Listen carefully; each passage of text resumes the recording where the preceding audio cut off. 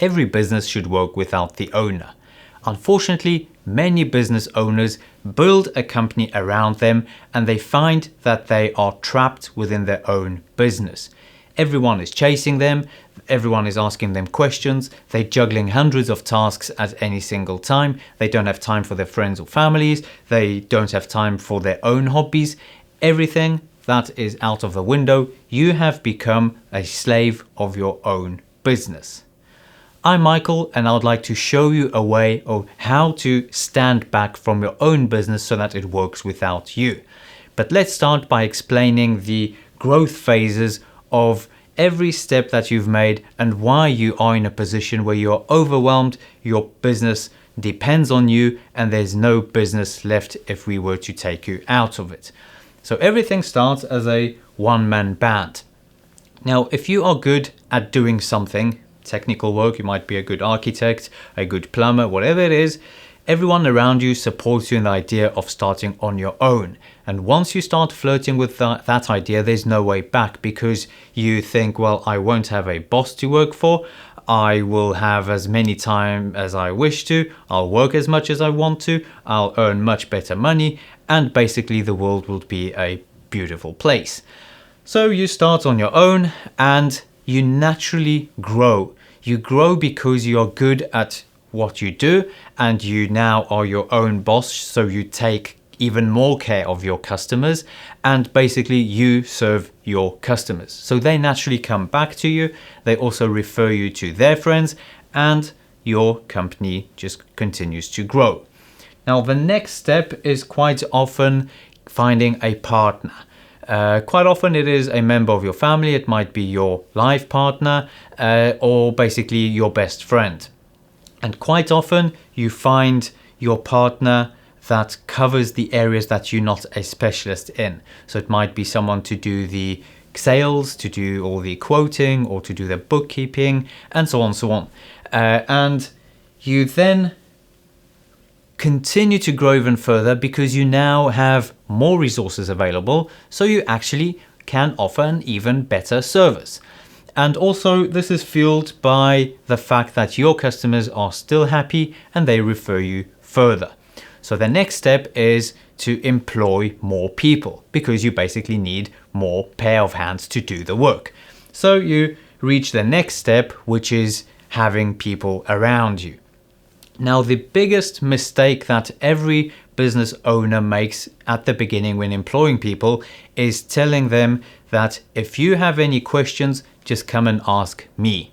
So from the very beginning, you show the relationship between yourself and your employee. You basically tell them that you are too dumb to make decisions on your own. I am the wisest person around here and you always have to ask me for anything you want.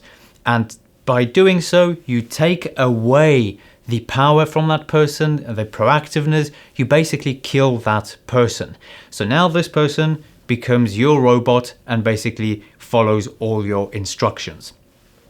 But you are unaware of that and you start adding people where everyone asks you how to do anything. And quite often it goes down to even buying toilet paper, where the people around you will ask you what type of toilet paper to buy, or even send you to the shop to fill up the supplies. Now, this is the early stage of overwhelm, because you know everything about everything. Whatever happens in the business, you are fully aware of. Any customer that asks any question, you know the answer to it, or you know what's happening. You quite often push your people aside because you know how to deal with it. You know all the details of the problem, so you will naturally be the best person to sort it out. And you might even end up in a situation where you have a paid audience. So you pay your people for the work that they are supposed to be doing, but because you know better how to do it, you push them aside and you do it the work anyway. So it's quite a silly position to be in. You pay your people, yet you are still the overworked employee. The next step is obviously fueled by further growth, is having teams. Now there's more people required to the office, there's more people to pack the boxes, whatever it is, you need to start adding people because there's so much work to do. So now you have teams, you have managers, which you naturally promote. You probably also promote the best person of each department to become the manager. And now you are in a full mode of overwhelm.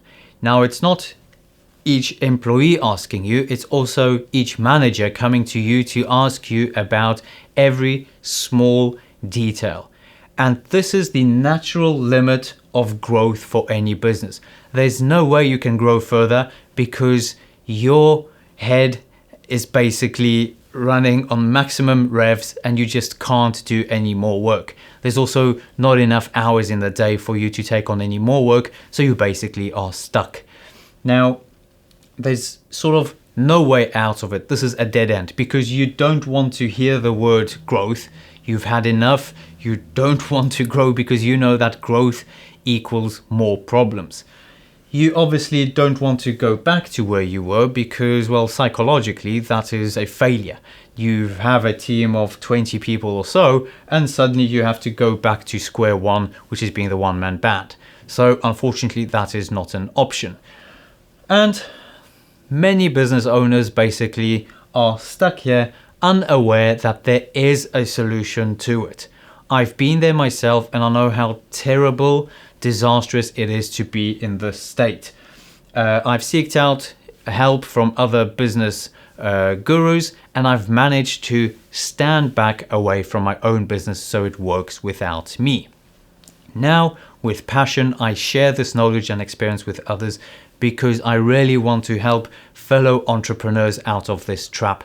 The world is much nicer once you stand back from your business and it continues to work without you having to be there every single day. So the solution is to stand back. Now, as shown over here, the whole idea is that you basically form a team that has the power to make decisions.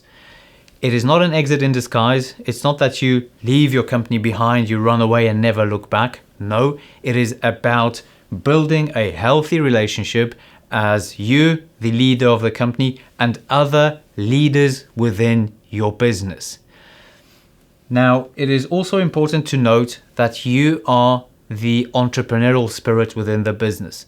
You have to be within the company. You have to spend time with your people, not to do the work, the technical work that needs to be done in the business, but to inspire your people, to chase ideas, to implement new ideas. And remember that entrepreneurs love to work, but entrepreneurs hate doing the same type of work day in, day out.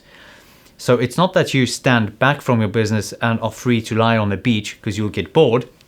It is about standing back so you have time to think strategically about your business, where you want your business to grow within the next year to 5 years, to then focus on mergers and acquisitions, to build partnerships, to convert your company from one sector to the other, which is necessary because otherwise if you don't implement change and innovation, your business will be left out as a dinosaur and will eventually die.